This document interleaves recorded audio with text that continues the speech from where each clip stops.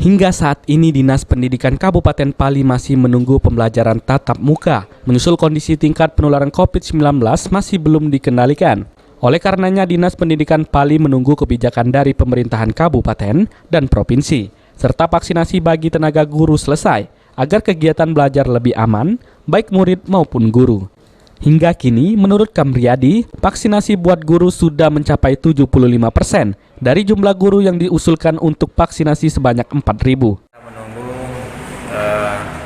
kebijakan dari pemerintah daerah maupun pemerintah provinsi, karena yang menyangkut vaksin guru. Pak Gubernur sudah memberikan arahan agar sebelum tatap muka segera vaksin itu disarankan untuk seluruh guru-guru. Setelah itu baru proses persetujuan orang tua dan yang lainnya yang harus kita ikuti. Insyaallah kita tunggu saja nanti apa yang harus kita dilakukan. Paling jelas kita akan taat aturan agar proses tatap muka tidak ada masalah. Untuk jumlah guru yang sudah Untuk belajar tatap muka, Dinas Pendidikan Pali mengacu pada persetujuan wali murid agar tidak menimbulkan masalah baru. Aji, PAL TV.